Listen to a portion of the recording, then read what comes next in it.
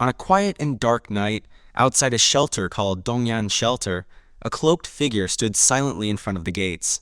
The person didn't move, just waited patiently in the shadows.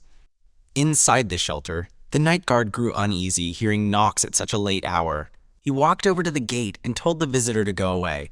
There was no more room left, but the person outside, who turned out to be an old woman, softly pleaded. She said she had nowhere else to go. Then she held out a strange coin and asked the guard to consider her situation. The guard paused, unsure what to do. After a moment of hesitation, he reached out and accepted the coin, agreeing to let them in. He opened the gate and told the woman to follow him. As moonlight spilled over them, it revealed that she wasn't alone. A small boy was with her, a child with bright blue eyes. The guard quietly shut the gate behind them, and the night carried on in silence. He led them to a room and said he'd explain the shelter's rules and duties in the morning. Then, with a bored and irritated look, he left them alone. The old woman smiled kindly and thanked him for his help. Once they were alone, she asked the boy to sit beside her. Gently, she told him it must have been a hard day. The boy looked at her with tired eyes and said that it had been hard for her too. The old woman's face showed worry. She told him to get some rest and assured him that his family would come soon. The boy smiled faintly and nodded. Night settled in. The boy lay on the bed, while the old woman sat beside him, clearly worn out. She started coughing softly, trying not to wake him, but when she looked at her hand, it was covered in blood. Shocked, she whispered to the sleeping boy, wishing him a happy future. Then she quietly collapsed onto the bed beside him. As morning came, the boy woke up to a faint sound. He whispered, asking if Helen, the old woman, was still asleep. But when he touched her, his hand came away covered in blood, eyes wide with panic. He screamed her name in horror. Later that morning, a woman and a man stood at the door, looking at the scene with troubled faces. Helen's sudden death had caused a stir. They wondered aloud what to do with the boy.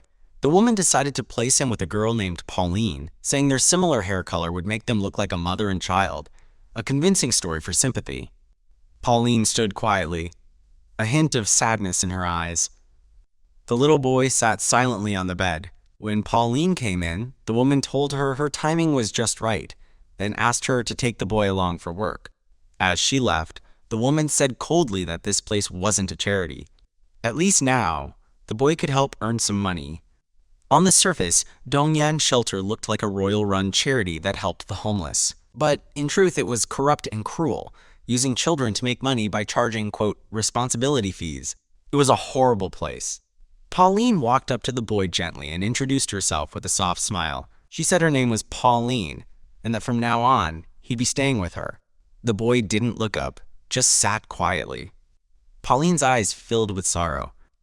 She spoke kindly, saying she didn't know exactly what had happened to him, but she believed one thing for sure. He had to keep living, no matter what. If he kept going, she said, one day happiness would come his way. Then she stretched out her hand and asked him to come with her. Slowly and carefully, the boy reached out and took her hand. From that day forward, the boy began begging in the streets under Pauline's care. Their mother and son act was only for show, but Pauline truly looked after him. She defended him from bullies and chased away anyone who tried to threaten him. Because Pauline was always there, he never felt completely alone. 5 years later, Pauline sat quietly on a bench in the park, lost in thought. A familiar voice suddenly called her name. She turned and saw Rowan running toward her with a big smile on his face. He was 8 now, cheerful and full of energy. Pauline smiled warmly and invited him to sit with her, asking if he had a tough day. Rowan replied sweetly that she must have worked hard too. Then, Rowan suddenly brought up something he had heard. Pauline was leaving. She confirmed it, explaining that she had been hired to work as a maid in a nobleman's mansion. Rowan gave a relieved smile, saying he believed she would do well wherever she went. Pauline let out a soft laugh and pulled him into a hug, telling him not to worry about her. Worry about yourself instead, she said with a chuckle. Rowan laughed too, joking that she was messing up his hair again. After their little moment, Rowan grew quiet and thanked Pauline for everything she had done for him over the past 5 years. Sadness started to weigh down his heart as he remembered how Pauline had protected him after Helen passed away. When he had felt like he had lost everything, she stood by him. His eyes filled with tears, and he tried to hold them back. I should be happy for you. I really should, he said shakily. You're going to a better place, and I should be congratulating you with a smile. But the emotions took over, and the words came pouring out. They all leave, one by one. First, my parents, then Helen, and now you. Everyone leaves me behind. Pauline turned to him gently and placed both hands on his face, making him look into her eyes. Just because someone isn't by your side, she said softly, doesn't mean you're alone. She explained, true loneliness only happens when your heart is empty. She told Rowan to remember everyone who cared for him and to look inside himself when he felt alone. If you do that, she said, you'll see how precious you are to all of us. And you'll know, I'm always with you. Right here. She smiled and tapped his chest gently. Later that night, Rowan stood alone, gazing up at the night sky. The reality hit him. Pauline was really gone. He remembered her advice, and with a deep breath, he tried to feel the presence of the people he loved, just like she said. He closed his eyes and focused on his heart. Slowly, mysterious lights began to form around him. They shimmered and danced, even though his eyes were closed. Rowan felt them all clearly. It was a magical experience. He could see and sense everything, not with his eyes, but with his heart. He thought about his parents, about Helen, and especially Pauline. As he felt their presence, he finally understood something deep. He had never truly been alone. Tears gently fell from his eyes. Thank you, Pauline, he whispered, full of love. I'll never forget you. Time passed. One bright morning, a loud voice rang out through the building, telling the children to get up and prepare for work. It had been a full year since Pauline left. The other kids were getting ready for the day. Rowan, now more independent, wondered how Pauline was doing. He hadn't heard from her and guessed she might still be settling into her job. Since she left, he had been working on his own like the rest. He had been assigned to Zone 1, the most profitable area in the shelter. Because he brought in more income than others, he was treated a bit better. That morning, his supervisor Blake came over and gave him some encouraging words. Just do your best today too, Blake said. Long as I'm around, you don't need to worry about bad people. Rowan explained in his thoughts that Blake was the person in charge of Zone 1. After learning about Rowan's past, Blake had started treating him kindly and taught him something important. Those lights Rowan saw before were actually mana. Rowan smiled softly, feeling grateful. He trusted Blake deeply. Then one day, Rowan noticed something different. Blake's body was surrounded by a powerful, thick light, stronger than anything Rowan had seen before. That's when he found out. Blake wasn't just a kind supervisor, he was a swordsman who could use mana. Even though Blake's mana was dark-colored and a little unusual, Rowan had come to understand something important. Mana was the foundation of everything in the world. Everyone, whether they knew it or not, was breathing in and out mana all the time. It flowed through them and connected everything around them.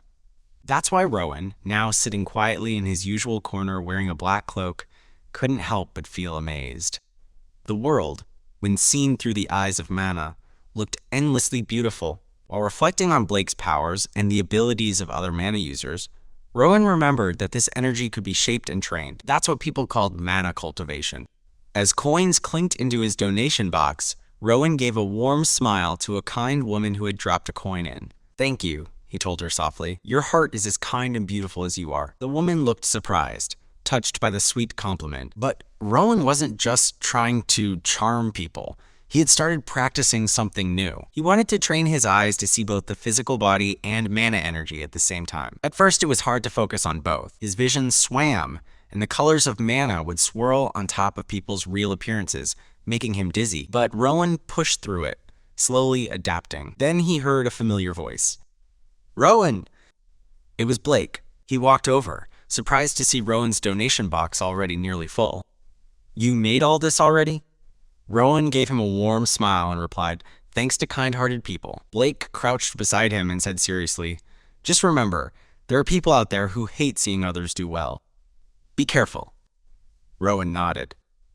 I will. Before leaving, Blake added, if you see anything suspicious, let me know right away. Got it, Rowan answered, watching Blake disappear into the crowd. But Rowan had already seen something strange, and he hadn't told Blake yet. For the past few days, he had been spotting mysterious people in the streets, people whose mana was abnormally bright and focused deep in their stomachs, just like Blake's. They would stand in crowds, watching him. Then, in an instant, they would leap over buildings and vanish. He didn't sense any direct danger from them, but it was clear they were watching him.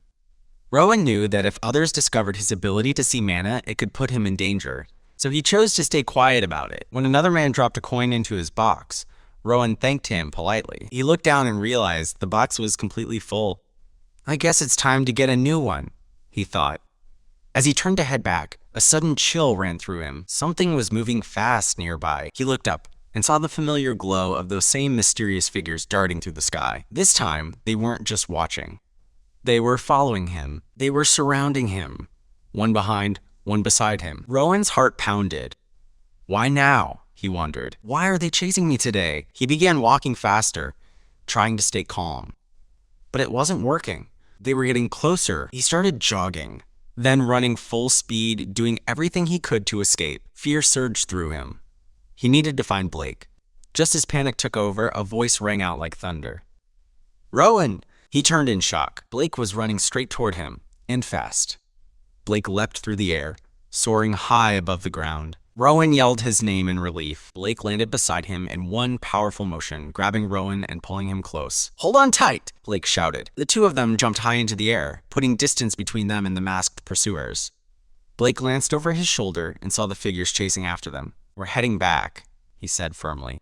As they moved through the air, he added with a grin, don't drop that donation box.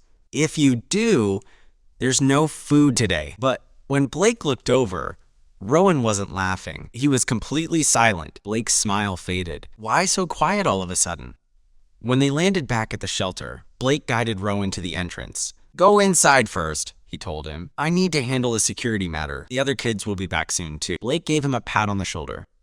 Take a break. You've had enough excitement for today. Blake noticed that Rowan looked a little spaced out, so he gave him a gentle tap on the forehead and smiled. Stay focused, all right? He said warmly. Relax and go inside. Don't worry. They won't be able to reach this place. Rowan blinked, coming back to his senses, and gave a small nod. He turned and quietly walked into the shelter. Once he was inside, Rowan stood at the entrance for a while, feeling confused and unsettled. That strange feeling he had earlier returned, and something about it seemed familiar. As he stood there thinking, Rowan's mind turned to mana. He remembered clearly how mana flows through the body when people move. He had noticed how it concentrated in the arms and legs when someone used their strength, and how it exploded briefly when someone jumped across rooftops, just like Blake had. Confident in what he had learned, Rowan decided to give it a try. He focused on his breathing, drawing mana in with each inhale. He could feel it now, the mana flowing throughout his body, spreading like warm energy through his limbs. Rowan realized that understanding how to control mana inside the body was the key to using it properly. He opened his eyes slowly. His heart felt calm, and his mind clear. With a quiet smile, he whispered to himself, I think I'm almost there. I've almost learned how to use mana. Excitement bubbled inside him. He couldn't wait to test his new understanding. When he reached the common area, he heard the other children murmuring. They were clearly confused about why they had all been called back to the shelter so suddenly. Just then, the supervisor entered the room and asked everyone to stay calm. I know you're all confused, he said. You'll return to your assignments once we finish inspecting the area. Please wait in your rooms until then. But as Rowan turned to leave, a housing officer called out his name. Rowan responded respectfully. The officer said, Gather your things. You're being moved to a different place. Without questioning it, Rowan picked up his few belongings and followed the officer through the halls. He had no idea where he was going. Eventually, they stopped in front of a large wooden door. The officer told Rowan to wait outside and stepped into the room alone. Inside, he met with another man and handed him a file. The two of them started talking in hushed voices. Curious, Rowan tried to listen, but they were too far away to hear clearly. Then Rowan got an idea. He would use mana to enhance his hearing. He concentrated, directing mana to his ears and calming his breath. It worked. He began to hear their conversation clearly.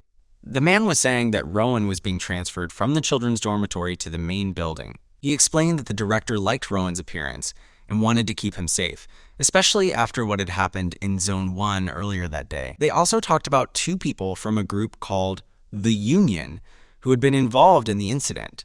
Rowan's eyes widened. The Union? He thought. Could it be the masked people who chased me? Before he could think more about it, the unfamiliar man stepped out and told him to come in. Rowan followed him upstairs, feeling nervous. Eventually, they stopped at a large office. The man knocked on the door, then led Rowan inside. Sitting behind a desk was a refined, elegant woman who looked up as they entered. The man turned to Rowan. "This is Ms. Amy," he said. "She'll be in charge of your affairs from now on." He added that Rowan was from the dorm wing and noted casually, "He can't read." With that, he left them alone. Amy looked at Rowan kindly and asked, "How old are you?" Rowan replied softly, "I'll be turning 10 soon." Her eyes widened slightly in surprise. "You still can't read at that age?" Rowan lowered his eyes.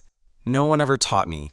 She walked over to him gently and placed a hand on his shoulder. "Then, starting tomorrow," she said with a smile, "I'll teach you how.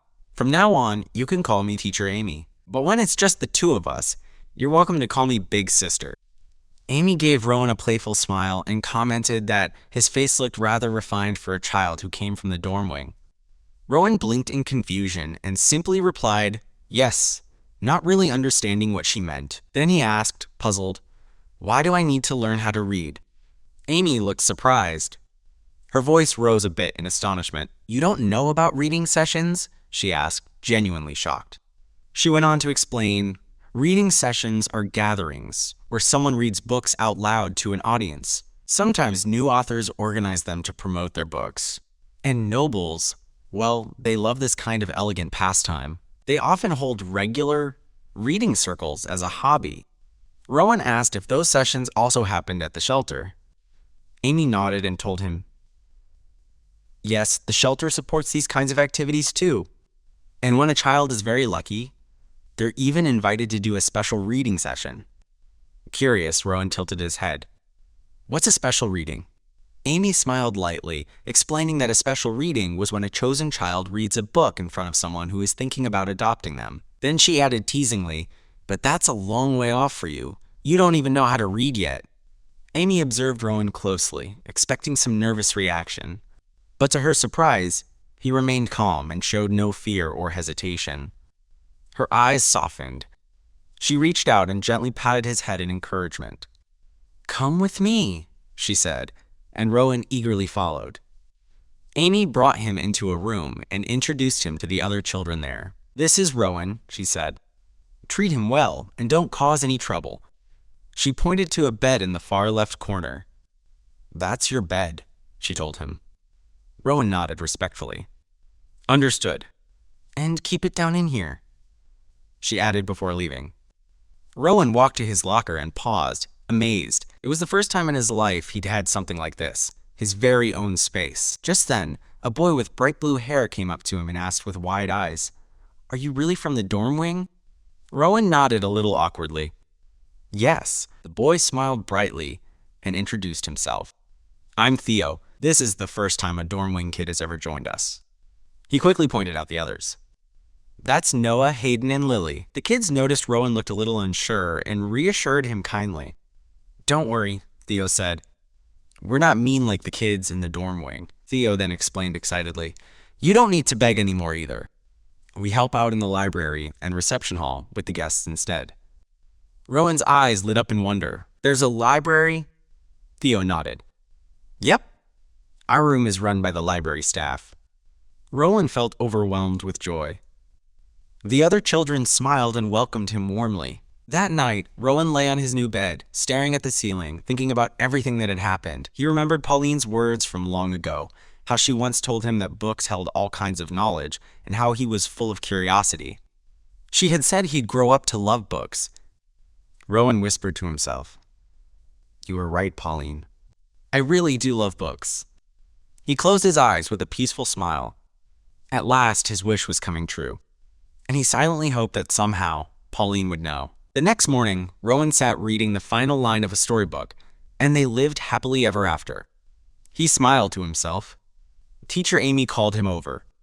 "Come here, Rowan. Let me check what you read today."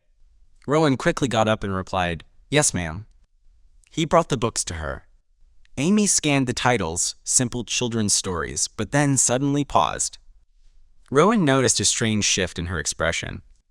She didn't say anything at first. Then, in a more neutral tone, she said, "It's time to move on from children's books.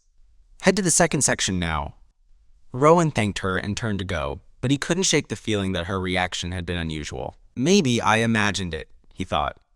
Still, he was thrilled. The second section meant more advanced reading, and he couldn't wait. He wandered into the new section, eyes wide with excitement. So many books, so many stories. He was filled with wonder. Then, something caught his eye. One book stood out on the shelf. The title read, The Union. Rowan's heart skipped. He felt an intense pull of curiosity. Without hesitation, he opened the book, and inside was a map. As he looked closer, he realized something startling. The place where he lived was just a tiny, isolated dot on that map. Rowan flipped through the pages of the book, his eyes lighting up with curiosity. He read that Grafton was one of the emirates that had won a major war in the past. Because of that victory, the world had been reorganized into a new system. One central kingdom and 6 self-governing emirates. To maintain peace, the king had formed a powerful organization called the Union. Their mission was to keep the world secure, prevent future wars, and ensure harmony. As Rowan read more, he was deeply moved. Could all Union members truly be this noble? He wondered. They had worked for over 200 years to preserve peace. Surely they must be virtuous and good-hearted. But then, a troubling thought entered his mind. If the Union stood for peace and justice, why did Blake have to run away? Rowan remembered Blake had a good relationship with the shelter staff. So was begging considered a crime? Was it really so wrong? As he continued reading, Rowan came across something that made his heart race. The book hinted that the Union and the shelter had a strained relationship. Even more disturbing, it said the shelter was hiding something, some mysterious event from the past. Rowan started to feel nervous. What exactly is the shelter hiding? He wondered. Despite his worries, Rowan kept up with his daily routine at the library. He continued using mana as he worked, dusting shelves and returning books to their places. Mana now flowed easily around his hands, and while his movement control wasn't perfect yet, it was becoming smoother every day. He smiled quietly to himself. He remembered how he started by simply sitting still and breathing mana slowly into his body. Now, he could take in mana while walking, even while reading. But one thing still frustrated him. The mana inside his body felt weak and low in density. Still, Rowan didn't give up. Step by step, he told himself. He would keep improving, slowly and steadily. The next day, all the children in the shelter gathered in the hall. It was time to choose who would attend the next reading session. Teacher Amy stood alongside the deputy director, who began reviewing the list of children. She announced the first names, Theo, Lily, and Noah. Then she paused and called out Rowan's name too. Rowan looked surprised. The deputy smiled kindly and explained, "Don't worry, you won't have to read. But we want you to come along. Your appearance helps improve the shelter's image." Rowan bowed politely and thanked her sincerely. Teacher Amy then told the chosen children to go and change into their formal clothes and gather in the reception hall. Some of the other children watched Rowan with envy. They felt it wasn't fair that someone so new, who had never read in a session before, got selected just because of how he looked. But when Rowan came out in his new outfit, everyone was stunned. He looked elegant and graceful, far more refined than they expected. Theo walked over and gave him a warm compliment. Rowan smiled back and thanked him genuinely. Teacher Amy told him to go ahead and take his assigned seat. Rowan sat at the long table, heart pounding with nervous excitement, waiting for the guests to arrive. Soon, a gentle knock sounded on the door. Amy's voice rang out. "Everyone, sit up straight. Our guests have arrived." The doors opened, and well-dressed noble guests entered the hall.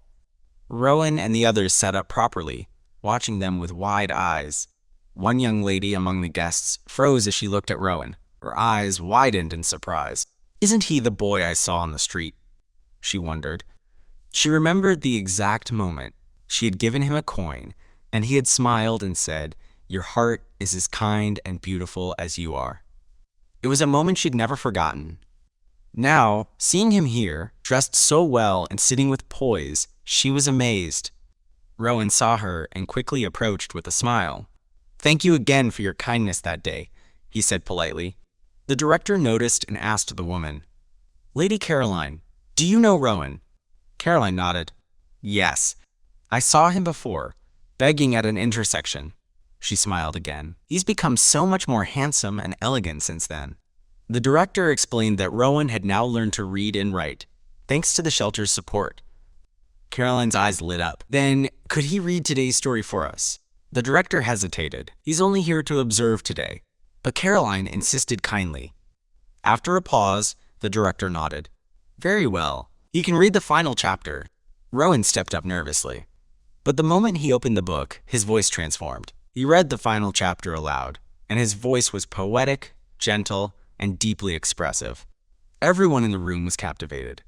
Rowan kept reading, his voice calm and heartfelt, as the entire room sat in complete silence, fully absorbed in his words. Time passed, and he reached a deeply emotional part of the story. With a gentle pause, he transitioned into the next section with a graceful shift in tone. He read the hero's lines with such sincerity and depth that the entire audience was moved. The noble women in the room were visibly touched. Some let out soft sighs, others had tears quietly rolling down their cheeks, and a few bit their lips as they tried to hold in their emotions. Even their heartbeats shifted, each rhythm echoing the emotions of the story. Rowan, attuned to their mana, could sense it all. When he finished, the room burst into applause. The children, the nobles, everyone was clapping with admiration and awe. Lady Caroline stood with joy in her eyes. She praised him warmly, saying it had been a truly wonderful and touching performance. Rowan bowed slightly and thanked her humbly, saying it was thanks to the director's support that he had learned so much. Caroline leaned in eagerly, asking, "Can I hear you read again tomorrow?" Rowan smiled and promised, "Of course." The next day, Rowan was back at work in the library. As he shelved books, he reminded himself that mana came from within, and how its strength and usage relied on his own body and training. Suddenly, a book slipped off the shelf and hit the floor with a thud. He picked it up, curious. The title intrigued him, the meaning of... But before he could read the rest, a familiar voice behind him finished it. The meaning of the castle. Startled, Rowan turned around. "Blake?" Blake grinned, teasing him. "You noticed me, huh?" Rowan replied. "I sensed your mana," then asked, did something happen? Blake chuckled and said he had heard about Rowan's reading session success and had come to check on him, though he regretted not seeing the performance in person. Rowan, happy to see Blake, asked what had kept him away. Blake's tone shifted a bit. He explained that the people who had chased Rowan before had returned, and he had to deal with them. Rowan smiled gently, saying, "If it's you, then I'm sure everything will be okay." Blake laughed at Rowan's faith in him, clearly touched, but then he added that he might not be able to come to the next reading session either. Rowan thought back to what he had read in the Union book, that Blake might actually be a dangerous person, but he also remembered how kind Blake had always been to him. The conflicting thoughts left him unsure. Then, out of nowhere, Blake reached down and gently held Rowan's face. Rowan immediately blushed, his face turning red. He laughed it off and told Blake, "Don't worry. There'll be more chances to hear me read later." Blake smiled and told him to keep working hard. He pointed at the book in Rowan's hands and advised him to read it when there weren't any reading sessions scheduled. Then, with a wave, he left the library. Rowan stood quietly, watching him go, deep in thought. What's going to happen between Blake and the Union? He wondered. What does a fight between people who control mana even look like? Rowan grew anxious. Am I strong enough to face something like that one day?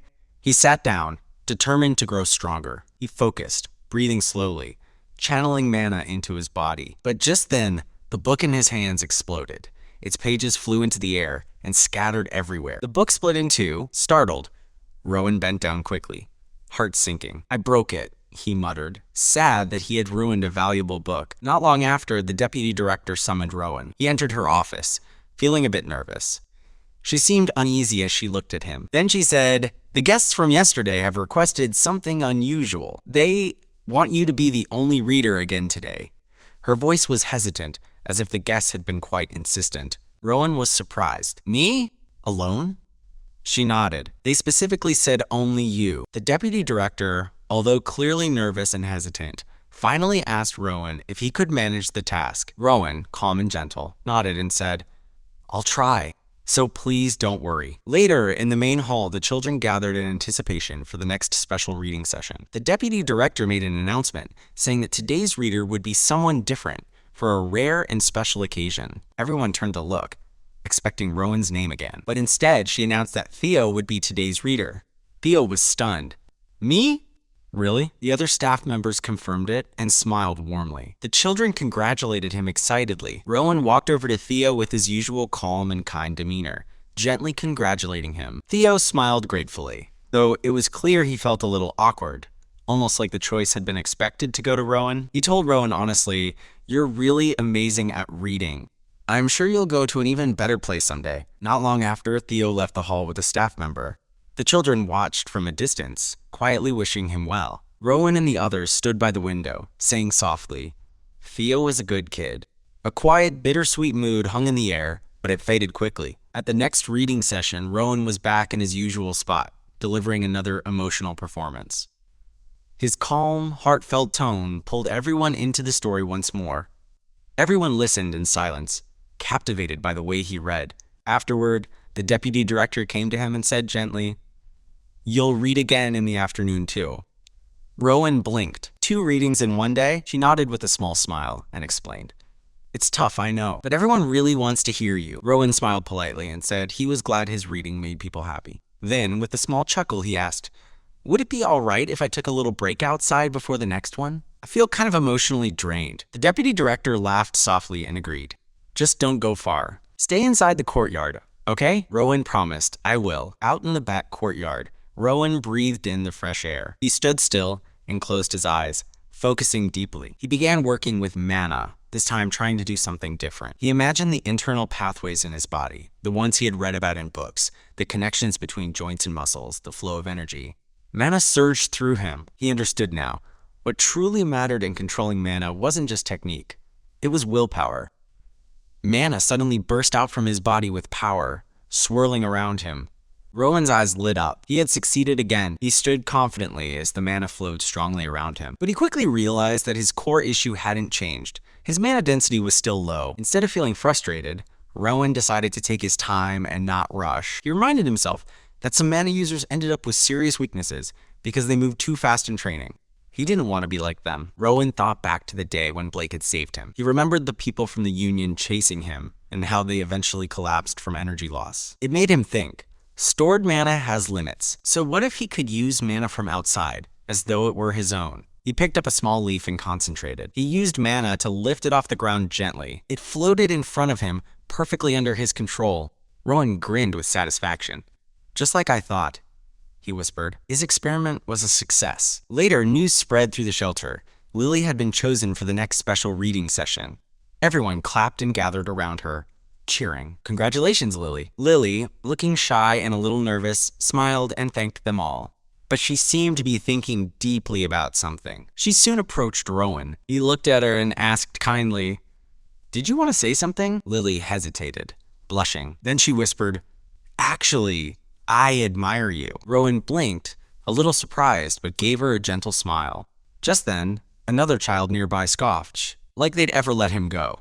He said sarcastically, "He makes them too much money." Lily's expression darkened. She looked down and softly whispered Rowan's name, clearly affected by what she'd just heard. Rowan looked at Lily and gently asked, "Did you say something?" But Lily quickly stepped back and replied, "It's nothing important." Rowan was left puzzled as he watched her walk away with her friends. The other children nearby laughed and teased Lily, saying her face had turned red from embarrassment. As he turned toward the window, Rowan found himself wondering, if I ever leave this place, will I end up with a kind family too? He imagined what life would be like outside the shelter. Maybe there would be more books, more knowledge, and new ways to improve his mana control. That idea gave him hope. The next day, Rowan stood quietly in the courtyard of the main building, continuing his mana control training. He focused carefully and practiced controlling small objects. With each attempt, he felt a little more confident. "It's getting easier," he told himself with a smile. "I'll get even better if I keep practicing." But then, he suddenly felt something off.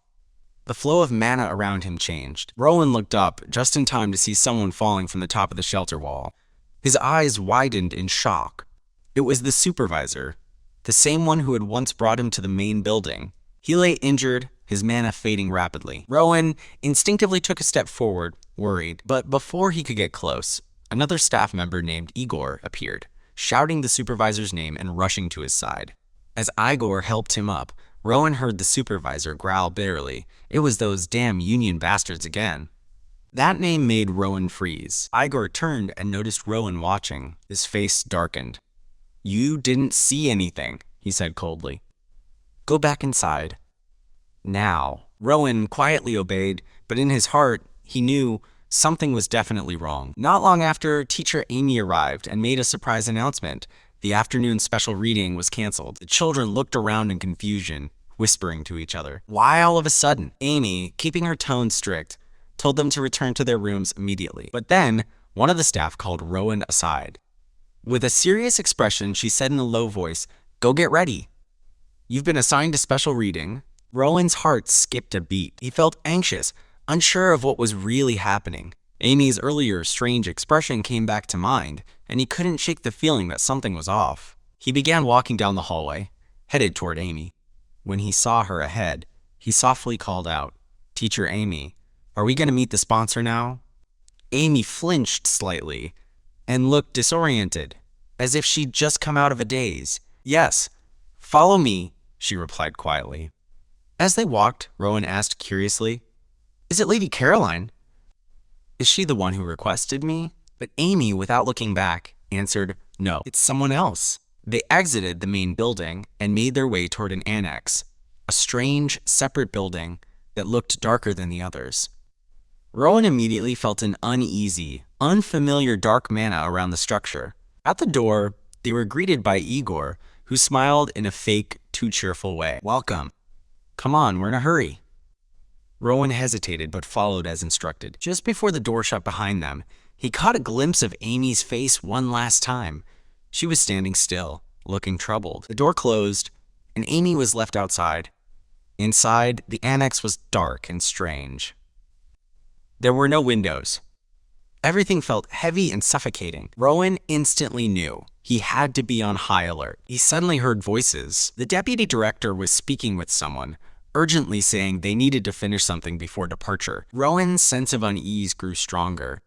In the center of the room, he saw a large magical circle drawn on the ground.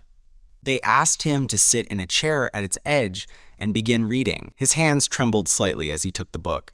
As Rowan sat and began to read aloud, he noticed something deeply disturbing, a huge pit filled with unstable, dense mana. It was swirling, chaotic, and full of pressure. He had never seen such a terrifying amount of mana before. And worse, within the chaotic pit, he could sense another kind of mana, something invisible, something powerful, a presence that made the hair on his neck stand up. As Rowan continued reading, a strange and overwhelming sensation crept over him. Intense emotions began pouring into him through the very words he was reciting, emotions that weren't his own. They felt like someone else's memories, full of sadness, anger, and pain. Rowan started to realize something terrifying. The thick pool of mana in front of him wasn't just swirling wildly, it was listening. It was responding to his voice. Suddenly, Rowan felt a violent pull. The mana inside his own body was being sucked toward the pit, like it was being drained straight out of him. A wave of panic surged in his chest. "I can't let it take everything. I have to fight back." He forced himself to stay focused. If he lost control now, he'd be completely consumed. He gritted his teeth and made a decision to absorb the free-floating mana in the room and use it to balance the pull from the pit. He wasn't going to sit still and be drained. He focused deeply, channeling the mana around him.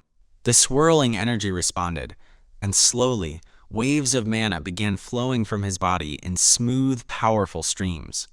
The room lit up with faint blue light. Despite the danger, Rowan maintained his composure and kept reading. His voice remained calm, even though his hands were clenched with tension. "I've done it," he told himself. "I finally learned how to fully control the mana around me." He continued reading aloud, trying to buy time. He knew the Union hadn't arrived yet. There was no trace of their mana. He had to stall. Outside the room, the shelter staff were getting restless. "Why is it taking so long?" one of them whispered. "The fruit should have ripened by now." Their concern grew, and some decided to go check on the situation. Back inside, Rowan suddenly sensed movement. The shelter director and his group had entered the building. Then one of them burst into the room, shouting and cursing. He quickly pushed a giant statue against the door, sealing it shut. After blocking the door, the man stormed toward the basement, still swearing under his breath. Rowan stood frozen, confused, and deeply alarmed. What's happening? Why are they all going downstairs? He cautiously followed.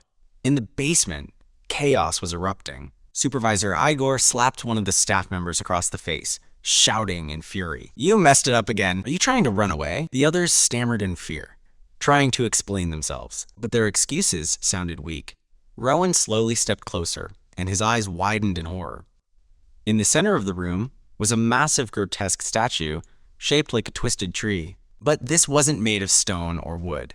It was made of people, real human bodies, frozen in agonizing positions, intertwined to form a horrible sculpture. Rowan's stomach turned. Then his eyes stopped on one particular face, Pauline.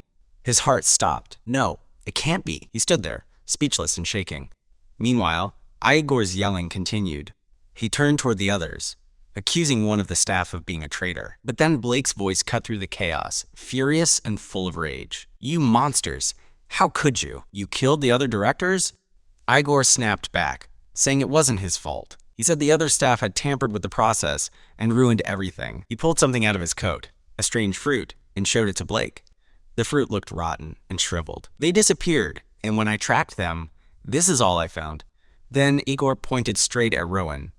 He was supposed to produce one more fruit before the Union arrived, but everything's gone out of control. Blake's face twisted with rage as he prepared to take action. But instead of drawing a sword, Blake stepped forward and performed a strange, dangerous technique.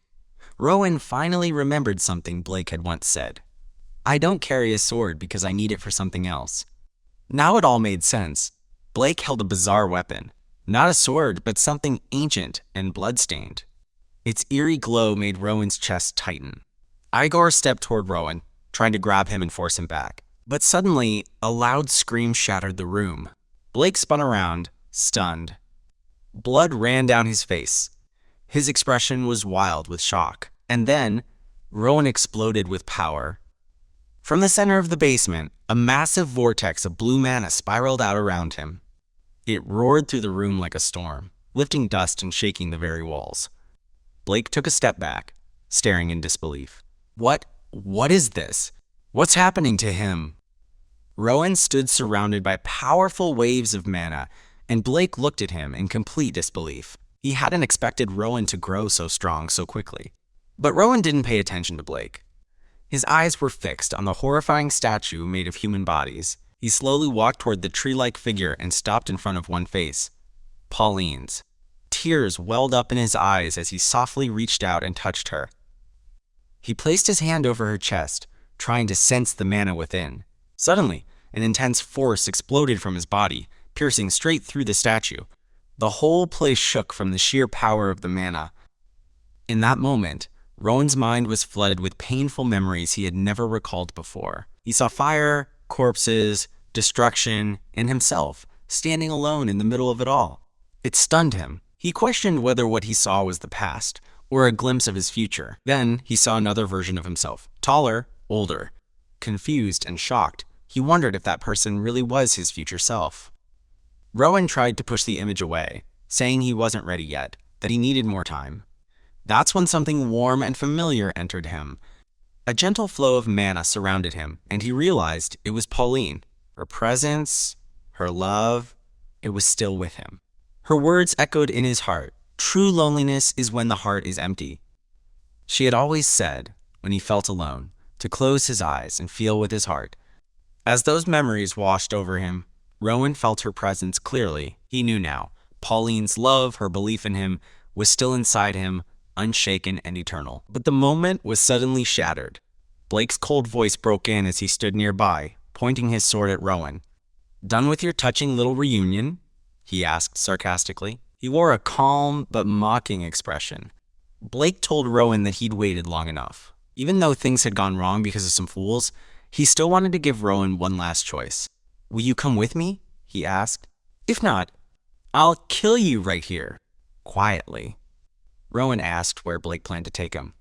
"To another farm," Blake replied flatly. "A place where kids are raised until they turn into trees. Just like that one," he added, referring to the horrifying statue. He explained that Rowan would learn how to manage these children as they became part of that awful system. Then Blake revealed the truth. He wanted Rowan to join an organization called Radial, a group that used dark magic to reshape the world, serving their mysterious leader. Rowan asked directly, "Did you create this tree?" Blake scoffed. "No, I don't have that kind of power. I only watched and learned. The high priest made this." He paused, then pressed again. "Time's short. Are you coming or not?" Rowan answered calmly but firmly. I don't want to. Blake's eyes turned cold. Then I'll kill you. He raised his sword, but before the blade could fall, an enormous force blasted out of Rowan. The sword froze in midair, completely blocked. Shocked, Blake couldn't believe what was happening. Rowan, still holding back his tears, asked with a steady voice, Did you kill Mother Pauline? Blake didn't answer directly. Instead, he laughed mockingly. So what? You want revenge for her now? Rowan looked straight at him. If that's the case, then I won't let you live. Blake's face tensed in disbelief. He didn't understand how Rowan had become this strong so suddenly, but before he could react, Rowan punched him hard with a mana-infused blow. You should have dodged, Rowan said coldly. Blake tried to curse, but Rowan silenced him again. Don't feel wronged, he added as Blake collapsed, dead. Rowan stood there, breathing hard, staring at the horrific human-shaped tree. His voice was cold but steady. I'll never forgive people like you. Then, suddenly, he felt it, many presences approaching quickly from the stairs. Union members arrived, and Deputy Commander Oscar ordered them to search the entire area without missing anything. Then Oscar noticed a child in the room and was surprised by how he moved objects from a distance. He asked Rowan if he had learned magic from the Red Shell organization. Rowan calmly said he hadn't learned magic and wasn't part of Raziel. When Oscar asked how he controlled mana, Rowan answered that he taught himself. Oscar found it hard to believe, but didn't think Rowan was lying. He introduced himself as Oscar, commander of the Union's Faith Division. Rowan calmly replied that he was Rowan and showed knowledge of the Faith Division, saying it was the Union's first unit. He even identified Oscar's scholar rank just by his uniform. Oscar smiled and called Rowan a unique person. Before leaving, he asked Rowan to retrieve the blade. He was shocked that a 10-year-old could control mana this well. Just then, a man reported that the tree made of bodies was created less than 2 years ago, but its spell had been undone. Oscar wondered if a high priest had come.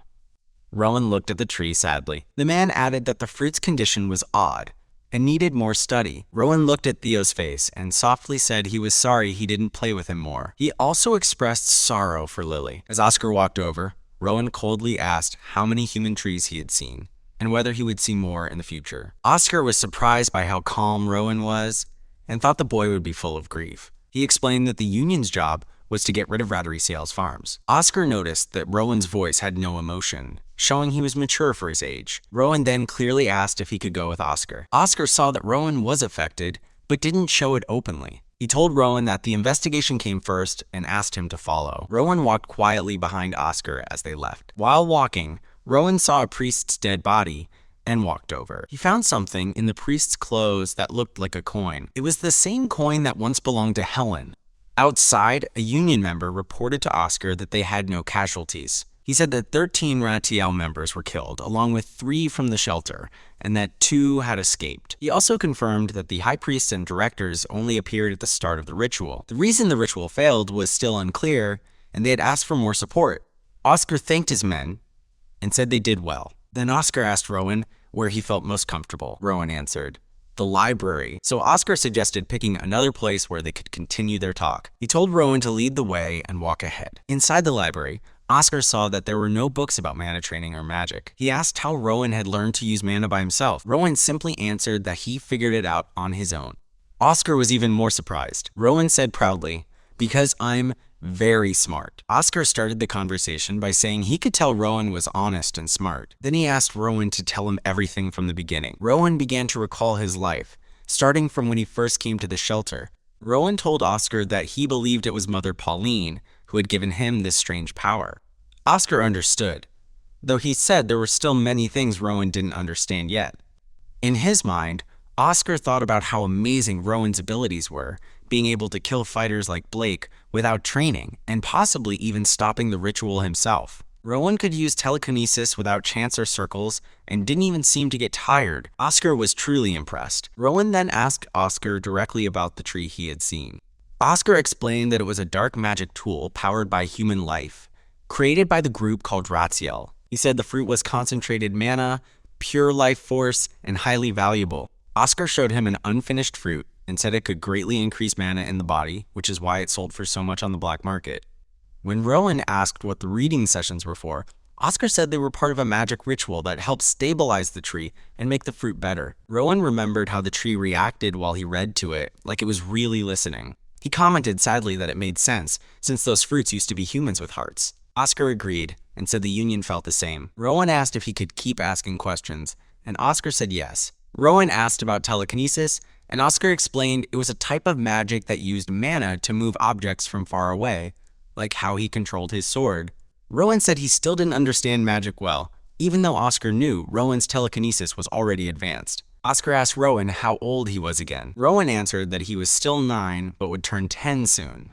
Then Oscar asked why he trusted the union, even after being betrayed by people close to him. Rowan said calmly that he didn't completely trust the union, but his instincts told him Oscar was a kind, bright person. Oscar was surprised by that, and thought it was a bit reckless to trust someone for such a reason. Rowan said he was good at reading people, but Oscar told him it wasn't a decision he could make easily. Rowan tried to show that he had strong mana and telekinesis, but Oscar said ability wasn't the only thing that mattered. Rowan looked disappointed. Oscar noticed and explained that it wasn't a problem with Rowan himself, but making exceptions was hard, especially since Rowan was still young. Rowan asked if age mattered more than ability. Oscar admitted Rowan's skill was amazing, and said he had defeated both Edgar and Blake, but said this was about something else. He explained that the union made decisions based on experience, which usually came with age. Rowan asked if he thought he lacked experience just because he was young. Oscar replied that he hadn't said that, but he had only known Rowan for a few hours. Then Oscar said they'd treat this like a practice interview and told Rowan to answer clearly. He asked why Rowan killed Edgar. Rowan said honestly that Edgar had already killed other supervisors and that Igor was about to crush his head, so he had no choice. Oscar asked if Rowan's emotions affected his judgment, or if it was out of personal anger. Rowan replied that he wouldn't deny he acted emotionally, but he was ready to take responsibility. He said his anger and sadness helped him make the right and clear decision. When Oscar asked what Rowan had based his decision on, Rowan firmly said that Edgar had already taken many lives. He added that even if Edgar regretted it, no one would forgive him, and he had no right to give them another chance at life. Oscar then asked seriously if Rowan thought he had the right to kill someone. Rowan replied calmly and confidently that he chose to kill them because he believed it was the right thing to do, and he had the power to make it happen. He also said that if anyone asked him to take responsibility for it, he wouldn't run away. Oscar asked once more if Rowan really had to kill them. Rowan answered clearly that someone had to. Then, with emotion in his voice, he asked if that wasn't the whole point of the union. Oscar was caught off guard and couldn't reply right away. He slowly explained that the union was created for a noble and important reason. Their true goal was to protect peace and happiness for everyone. He said it was their mission to help people live in safety and joy. Oscar added that he personally carried the duty of protecting the world, even when that duty felt impossible. Reflecting on Rowan's answer, Oscar said it was calm and mature, far beyond what he expected from someone so young. He then asked Rowan if he had ever heard of the Grave Organization, a dangerous group that threatened the peace of the kingdom. He explained that Rachel was only one part of it. Right now, the Union was working to destroy Rachel's farms and reorganize its own forces, though he admitted he didn't know how long that would take. Still, if Rowan helped, things could change. Rowan asked what he meant by that, and Oscar answered directly. He wanted Rowan to come to the Union. He told him to prove his ability, and after that, he'd accept him as a member. Oscar quietly wondered to himself if he was putting too much hope in this child. Outside, Rowan stood beside Oscar at the shelter gates, ready for what came next. Oscar explained that Red Teal had cruelly used poor people and orphans, working with the shelter's directors to carry out horrifying rituals that sacrificed human lives. But now, the Union, known as the Kingdom's Shield and Sword, had destroyed that hidden group and planned to return the Dongyan shelter to what it was meant to be. That was all for now, and once morning came, they would head west to meet up with the 4th Division. Oscar called out to Sienna, and she responded right away. Rowan noticed mana moving around her like waves of fog.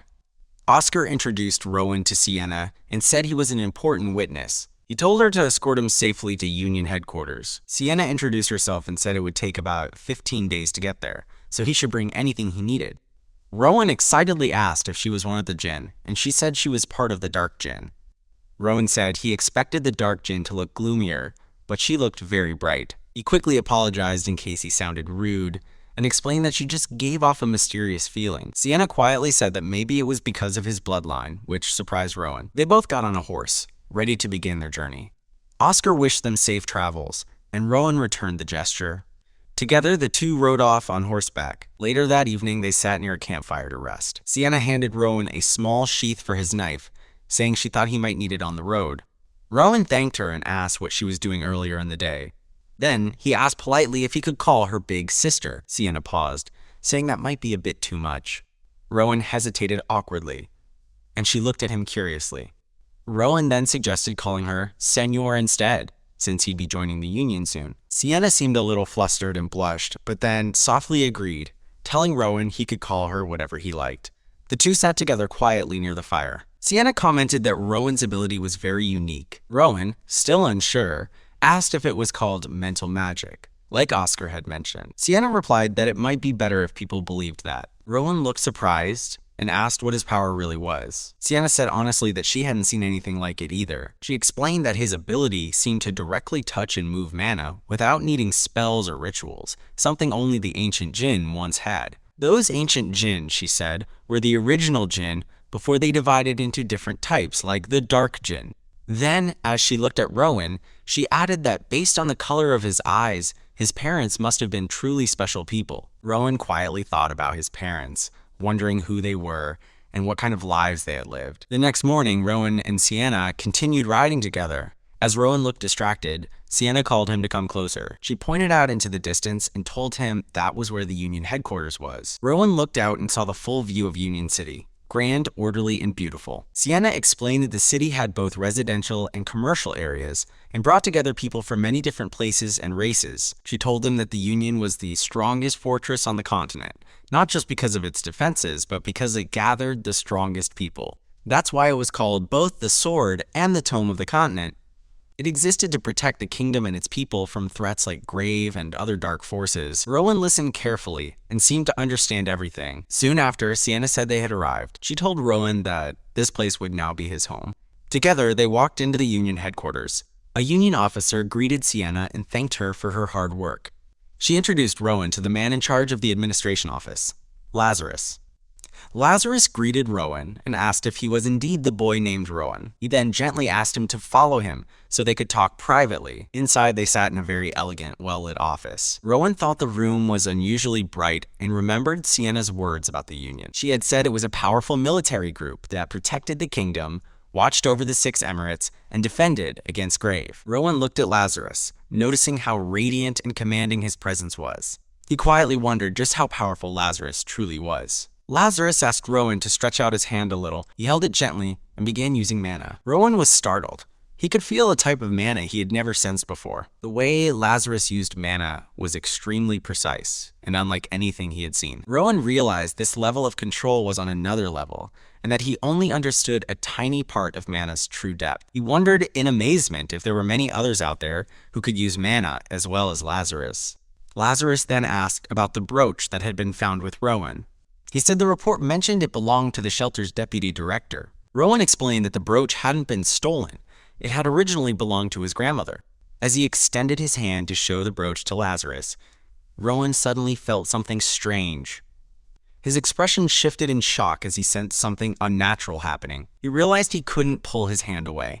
His mana was being drawn in and connected to Lazarus's. Rowan noticed that Lazarus's mana control was extremely refined and powerful. He understood that if he could resist this force, he might break free. And with focused effort, Rowan successfully released himself from Lazarus's grip using his own mana.